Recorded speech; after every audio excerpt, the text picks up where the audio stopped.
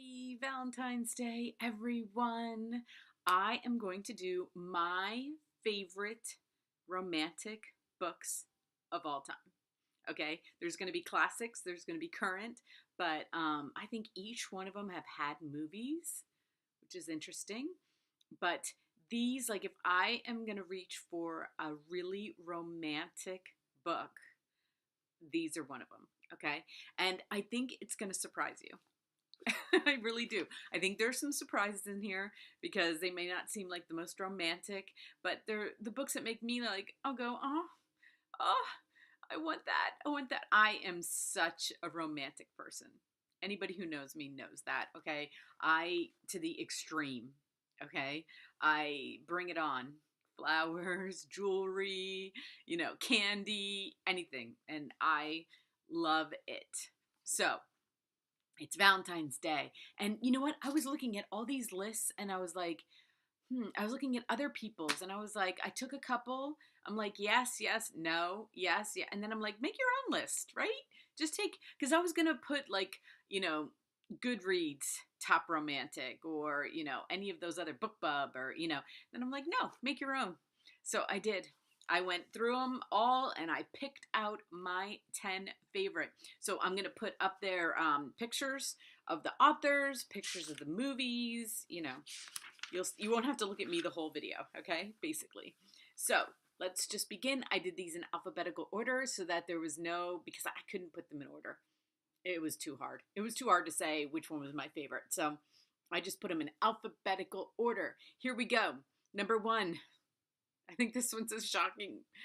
50 Shades of Grey, E.L. James, whose real name is Erica Mitchell. It came out in 2013. The book sold over 100 million copies. And I know, like, some people are like, really? That is romantic? It is romantic. It really is, because he loves her. Because Christian loves Anastasia. And I love her. And it's romantic, okay?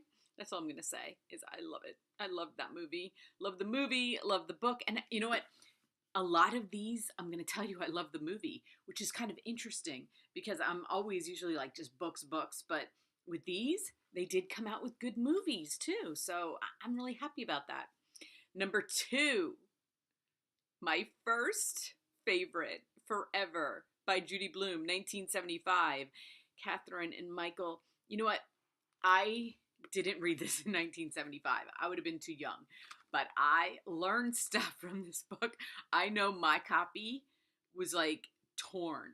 I've read it so many times and my parents had no idea, okay? None.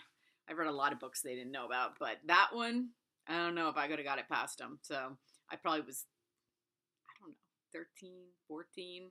It went around school, got my own copy somehow, and learned stuff. That's all I can say. There was actually a movie, but I think it was a made-for-TV movie or something. Never saw it. So, number 3, Gone with the Wind, Margaret Mitchell, 1936. 10. I went in and I did some, like fun facts on some of these books. 10 years after this movie came out, she was 48. She was hit by a car and died. She never wrote another novel. She never published another novel, I should say. Isn't that crazy? I didn't know that. Anyway, who doesn't love Gone with the Wind? That was like one of my first big books that I read, And the movie, what more can we say? Number 4, Jane Eyre, Charlotte Bronte, 1847. There were 2 movies, 1943, 2011. What can we say? Jane and Mr. Rochester. And I interviewed a woman, I should have wrote it down, who wrote a book called Mr. Rochester. I'm going to find it. I'm going to put it below. It was called Saving Mr. Rochester. I think that's the name of it. I don't know. I got to look it up, but I'll put the link below. Number 5, Love Story, Eric Siegel. 1970, the movie was made the same year. Oliver and Jenny, Ryan O'Neal, Ali McGraw. You know what? Now I want to go watch the movies because I don't have time to read all these books, but I want to go watch Love Story again. I love that movie. Gone with the Wind would take me a while. Jane Eyre, I love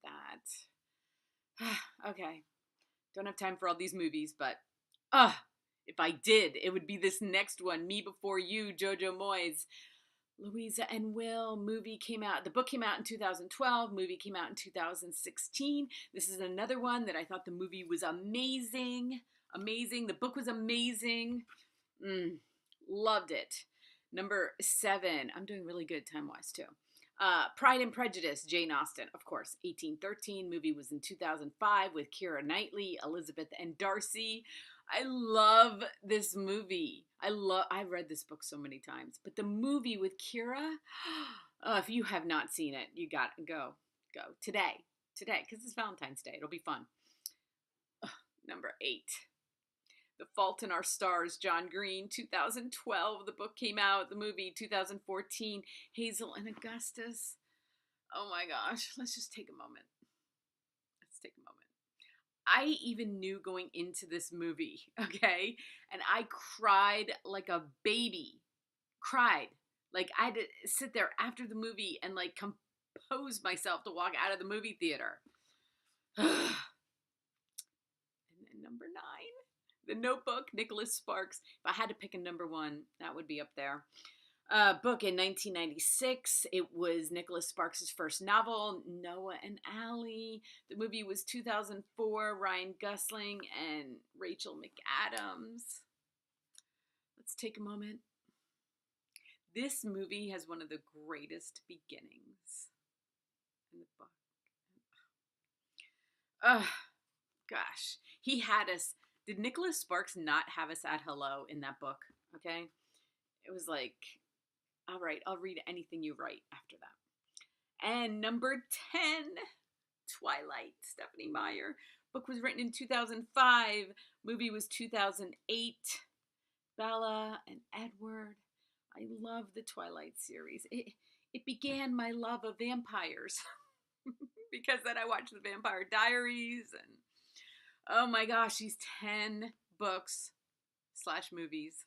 Because the only one I didn't see a movie of was Forever, and I just never did. I never saw it. It wouldn't, probably was on when I wasn't allowed to watch it anyway. I think it came out like in the 70s. So happy Valentine's Day. I hope that you have read all of these books, because if you haven't, go read any of these. It doesn't matter. Okay, just make it a weekend plan for this weekend, because every single one of these books is amazing. Amazing. And you know what? I didn't find any lists that had these 10. So I know that mine is unique in and of itself. So anyway, have a great day, everyone. And until next year, let's read some more romantic books. Let's add some to this list. I hope so.